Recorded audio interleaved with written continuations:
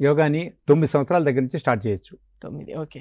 వారానికి 4 సార్లు చేసినా పర్వాలేదు. ఓకే. కొన్నాళ్ళు చేసి బ్రేక్ ఇచ్చిన తర్వాత కూడా మళ్ళీ రీస్టార్ట్ చేయొచ్చు.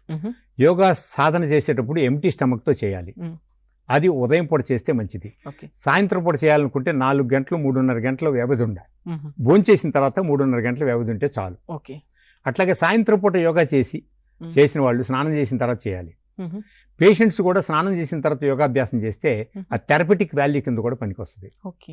కాబట్టి ఎయిడ్స్ పేషెంట్స్, క్యాన్సర్ పేషెంట్స్, అనేక రకాల పేషెంట్స్ని Apollo hospital, Indo American cancer hospital చోట మేము చేసాం థెరపీ.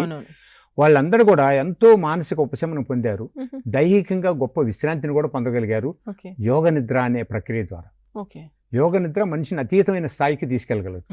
కాబట్టి ఆహార నియంత్రణ అనేది చాలా మంది అంటూ ఉంటారు, యోగా చేస్తే తినకూడదు. మీరు ఏదైనా తినండి, కాస్త లిమిట్గా తినండి. 50% ఘనాహారం, 25% ద్రవాహారం, మిగతా 25% ఖాళీగా ఉంచండి. ఆహారానికి మధ్య ఒక 3 గంటల గ్యాప్ ఉంచండి. కాఫీ తాగుతారు ఎక్కడైనా సందర్భం వస్తే, ఇంకొకళ్ళు ఇంటికి వెళ్తే మళ్ళీ టీ ఇస్తూ ఉంటారు, ఆ టీ కూడా తాగుతారు. వాస్తవానికి అది తప్పు. ఒకసారి కాఫీ తాగిన తర్వాత 45 మినిట్స్ వరకు ఎక్కడ ఏమీ తాగకూడదు. మంచినీళ్ళు తాగండి కావాలంటే. కాఫీలో కాఫీ కలిసిపోతాయి, టీలో టీ కలిసిపోతాయి అని చెప్తారు. ఎప్పుడు కూడా అది మంచి పద్ధతి కాదు. మనకు తెలియకుండానే మన జీర్ణక్రియ వ్యవస్థని రోజు కొన్ని చిన్న చిన్న తప్పులు చేస్తూ ఉంటే ఆ తప్పులన్నీ మూటగట్టుకొని పెద్ద రోగానికి గురి చేసిన వాళ్ళు అవుతాం మనం.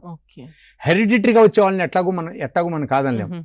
ఒక చిన్న బకెట్ ఉంది, బాత్రూంలో విడిచిపెడతారు, చిన్న చుక్కలు పడుతూ ఉంటాయి. ఆ చుక్కలే కదా అని విడిచిపెట్టి వెళ్ళిపోతాం. అది విడిచిపెట్టిన తర్వాత నీకు 1 గంట 2 గంటల తర్వాత బకెట్ నిండిపోతుంది. అంటే చిన్న తప్పులు బకెట్ నిండేంత వరకు వచ్చినాయి అంటే తప్పుల పరంపర అనేది ఎంత కొనసాగుతుందో చూడండి. వీటన్నిటిని మన దేహమే భరిస్తుంది. కాబట్టి ఇట్లాంటి శిక్షణలు భరించనీయకుండా మనం సూక్ష్మంగానే తెలుసుకోగలగటం, ప్రతి తప్పును కూడా సూక్ష్మంగా తెలుసుకొని తన్ను తానే తీర్చిదిద్దుకునేటువంటి సున్నితమైన ప్రక్రియే యోగ సాధన.